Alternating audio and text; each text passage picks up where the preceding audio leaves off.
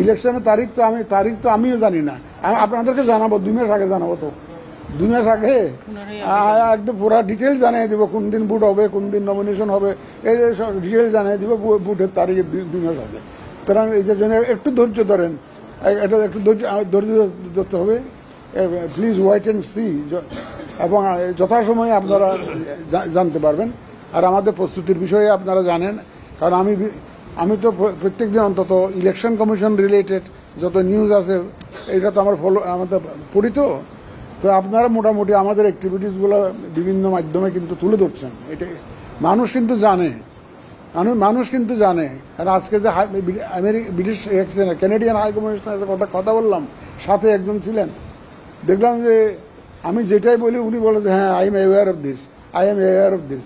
কীভাবে অ্যাওয়্যার? আপনাদের মাধ্যমে অ্যাওয়্যার যে আমরা যে কাজগুলো করেছি, এই যে ভোটার রেজিস্ট্রেশন করেছি, ইউএনডিপি আমাদেরকে সাপোর্ট দিয়েছে, আমাদেরকে ওরা ক্যামেরা দিয়েছে, তারপরে তারপর ল্যাপটপ দিয়েছে, তো উনি গড় করে সব বলে যাচ্ছেন।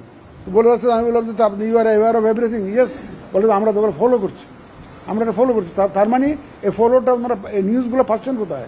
এই মেসেজগুলো, this is a positive news for EC, একদম পজিটিভ নিউজ। আমি অত্যন্ত তাকে ধন্যবাদ দিচ্ছি যে আপনারা এইভাবে ফলো করছেন। And please convey this message to your respective governments and also among the diplomatic circle. আপনারা এই মেসেজগুলো বলবেন যে ইসি ইজ সিরিয়াসলি ওয়ার্কিং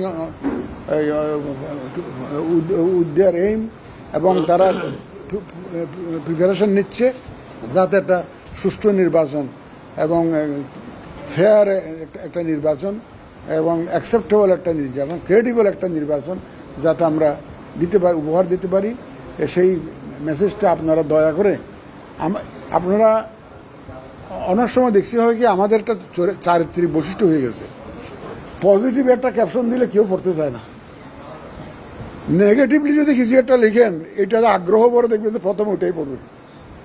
তো এই জন্য আমি দেখেছি যে অনেকের ভিতরে লেখা ঠিক আছে, কিন্তু বোল্ডলি যেটা ক্যাপশন আছে এটা কিন্তু নেগেটিভ একটা মেসেজ দেয়।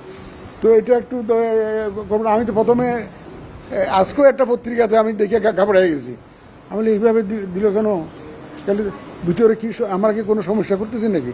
পরে আমি পড়ে দেখলাম everything is positive, but the caption was so negative যে কোনো কেউ পড়লে মনে কষ্ট পাবে যে কি এই কাজ করছে।